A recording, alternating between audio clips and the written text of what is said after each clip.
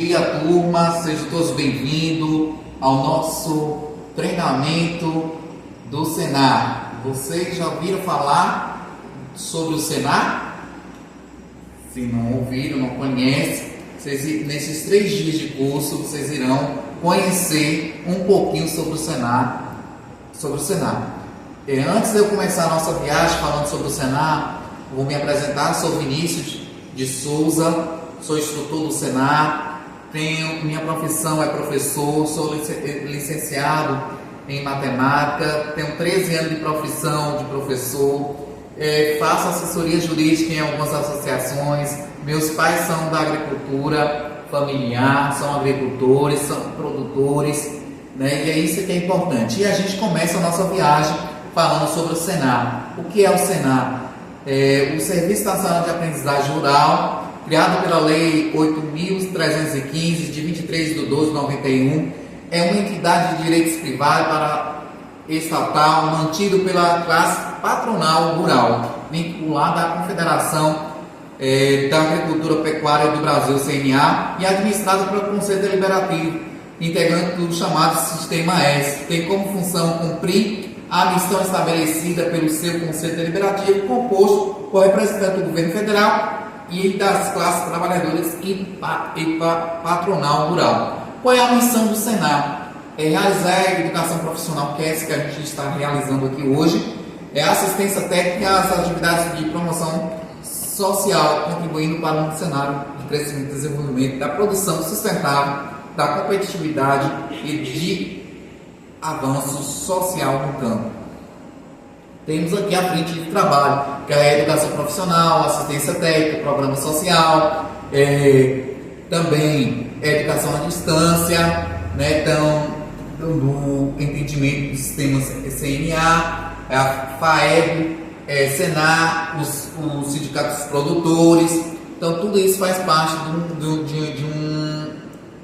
um centro, né? E esse centro, temos um centro de administração, que é a primeira administração central, e tem as 27 administrações regionais. Seguindo adiante, a gente vai conversar um pouquinho apresentando para vocês do Senar, que é a formação profissional, formação técnica, formação superior, formação em educação à distância, assistência técnica e gerencial, atividade de promoção social, seguindo também os centros de capacitação regionais. Tem vários centros de capacitação regionais e a gente vai conhecer cada um deles. O centro de capacitação de Feira de Santana, Gandu, Itamaraju, Juazeiro, Luiz Eduardo Magalhães, Senhor do Bonfim, e tem mais 2 centros novos, que é de Irecê e de Miguel Calmon.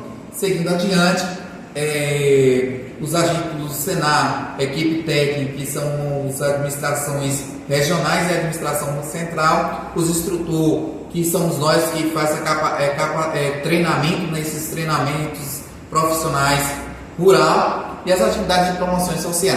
O supervisor, que é o agente que acompanha, formação dos profissionais rural, aí vocês estão vendo as imagens aí, né? Já uma formação aí de capacitação. Essa que vocês estão tendo. Aprender a fazer fazendo.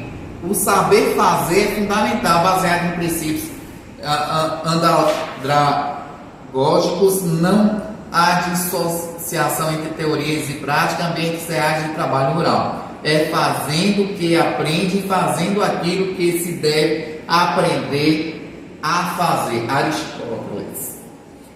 Seguindo adiante, temos aqui a assistência técnica, que é a gerência de ATEG, né? Também seguindo adiante, baseado nesses fatos, a gente fala, né, dos processos das promoções sociais, que é fundamental também, e o Senar está incluso. Também temos a unidade móvel, que é a carreta, né? A carreta que faz a produção, né, desses conteúdos, né, a produção, capacitação da cozinha escola. Tem os processos social, que é um dos programas que teve o Despertar, saúde da mulher rural, saúde do homem rural, feira segura, Então, tem aí um processo e as contribuições do Senar. Quais são essas, da onde vem, né, esses treinamentos, né, e os cursos, né, do Senar? Vem através da contribuição compulsória dos produtores rurais, tanto de comercialização e dos produtores da folha de pagamento das empresas rurais, né, que traz esses pagamentos, né. Diante disso, antes da gente iniciar falando, tem um contrato de convivência, né? O que vai contribuir para a gente e o que não vai contribuir. Então, o que vai contribuir, eu trouxe algumas situações, que é o quê? A pontualidade, o compromisso, tirar as dúvidas, né? Não usar o celular, participação, e aquilo que não contribui, que é o que? A conversa paralela, os atrasos, assunto aleatório, brincadeiras, né? Que é importante a gente não fazer isso. Ou vocês também podem estar acrescentando nessa parte da convivência. E vamos entrar agora no conteúdo, que é como surgiram as associações. As associações surgiram desde da necessidade das pessoas se unirem para alcançar os objetivos comuns. Elas existem desde a antiguidade, quando os grupos de artesãos, comerciantes, trabalhadores formavam ali, né, um grupo que protegia troca de conhecimento, negócio e melhoria de condições de trabalho. Desde a Idade Média já vinha se organizando a população. Então, os grupos, né, associativistas, o que são os grupos associativistas? São as organizações formadas por pessoas que unem para alcançar objetivos comuns, que seja para defender a defesa do direito, benefícios econômicos ou melhorias nas condições de trabalho. Os principais tipos são a associação, cooperativa e o sindicato. Faz parte do grupo de associativista. Também a associação, ela vem com um conceito, que é o conceito de sociedade civil sem fins lucrativos, onde vários indivíduos organizam-se democraticamente em defesa de seus interesses, em defesa dos interesses de vocês vivendo em comunidade, né? Então é isso que a gente quer, né? Então a gente precisa disso. Dentro disso, para antes de começar a gente falar da criação da associação, a gente precisa criar uma comissão que vai fazer essa fundação. Então a gente precisa escolher 3 pessoas, 5 pessoas que envolvam, né, dos interesses para coordenar esse processo na organização da associação, certo? Então, seguindo, passando a criação e a formação, composição de uma associação.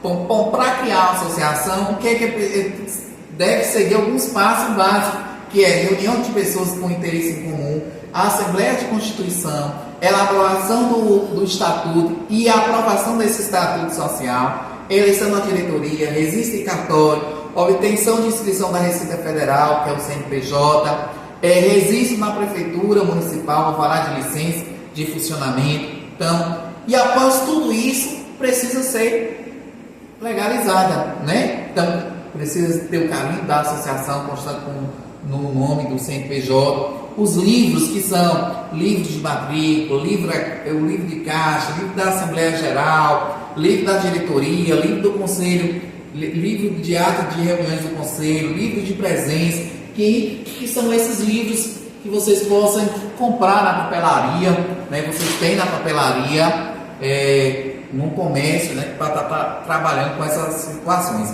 Seguindo adiante, tem os aspectos tributários, né? A associação, ela tem um imposto de renda isento, né? Então, o imposto de renda isento, ela precisa estar dentro desses tributários, que são as declarações anuais. O imposto sobre o produto industrializado não isenta, então imposto, o IMS, imposto de circulação de mercadoria, e passando, né, diante dessas situações, tem os direitos e deveres dos associados. Deveres, participação da Assembleia Geral, debate de ideia, decidir votos, objetivos, denúncia, sempre um procedimento indevido, zelar pelos seus patrimônios, operar com suas associações, respeitando sempre as decisões votadas, né? Então isso é dever de vocês, zelar pelos interesses, estimular a integração, buscar capacitação profissional para o desenvolvimento de suas atividades.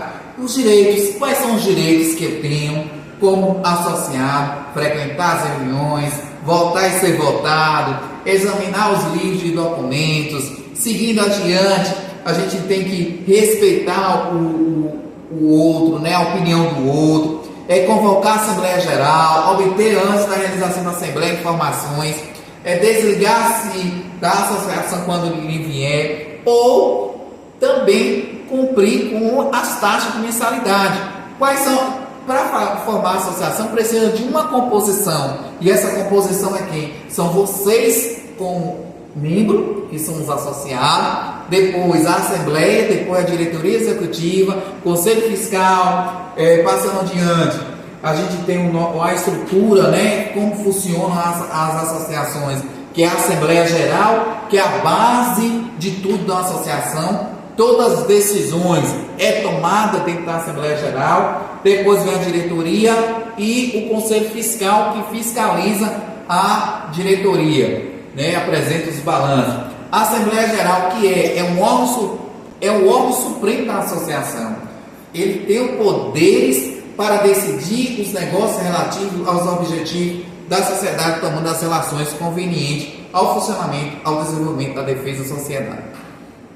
A Assembleia Geral é convocada, presidida pelo presidente da associação, podendo ainda ser convocada por qualquer membro do órgão administrativo na ausência do presidente, pelo Conselho Fiscal, por 1/3 ou 1/5 dos associados em pleno gozo dos seus direitos. Seguindo, tipo de assembleia, a ordinária realiza obrigatoriamente uma vez por ano, dentro dos 3 primeiros meses após o término do exercício social, prestação de conta com a administração, eleição dos membros da diretoria e do Conselho Fiscal, outros assuntos, desde que conste no edital de convocação, né? Diretoria, o que faz a diretoria? Planejar, traçar normas, é a responsável pela execução das propostas aprovadas, seguindo adiante, zelando pelo equilíbrio da associação. O Conselho Fiscal é o órgão fiscalizador do Supremo da associação, independente e subordinado unicamente à Assembleia Geral, cuja atribuição são definidas no Estatuto Social. Fiscalizar, avaliar e regulamentar. Eleito pela Assembleia Geral para um mandato anual. Diferença entre cooperativa e associação. Cooperativa, voltado para o fins econômicos, dividido em resultado. E a associação é voltada para o fim social coletivo, sem divisão de lucro. Então não tem divisão de lucro. O que é de associação não pode ser vendido. Tipo de associação. Quais são os tipos de associação?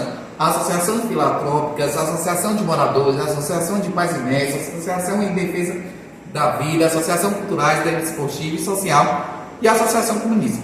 E isso finaliza o curso, o treinamento de vocês sobre associação, fundamentais.